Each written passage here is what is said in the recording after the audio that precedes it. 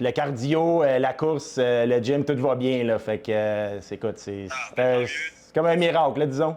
Après avoir frôlé la mort, Maxime est aujourd'hui plus reconnaissant que jamais envers ceux qui lui ont sauvé la vie.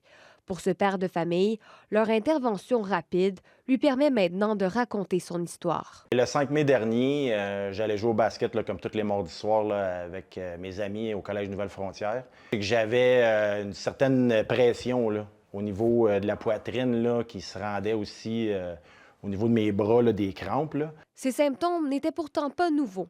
Maxime voyait quand même un médecin pour tenter de comprendre l'origine de ses douleurs. Cette fois-là, j'ai tout de suite été m'asseoir, là, selon les dires là, de des gars avec qui que je jouais. Là. Puis je suis tombé là, sur le côté du banc là, en arrêt cardiaque. Là. À cet instant, la panique se serait installée dans le gymnase et auprès de ses coéquipiers. Ils ont appelé le 911. Là, je suis devenu bleu. Personne ne savait faire les manœuvres. Heureusement, un bon samaritain a commencé des manœuvres de réanimation en attendant les premiers répondants. Selon les ambulanciers paramédicaux, le défibrillateur de l'établissement n'était pas accessible, d'où l'urgence d'agir.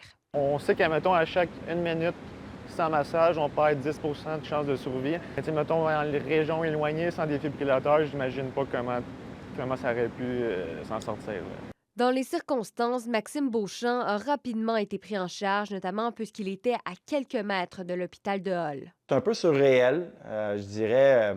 On voit la vie d'une différente façon. Il souhaite maintenant rappeler l'importance de suivre des cours en réanimation cardio-respiratoire.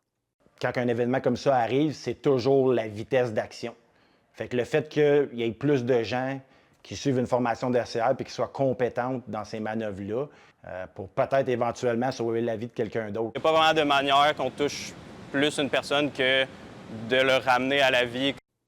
Maxime Beauchamp souhaite sensibiliser la population au fait que l'arrêt cardio-respiratoire peut toucher tout le monde, même les personnes en bonne santé.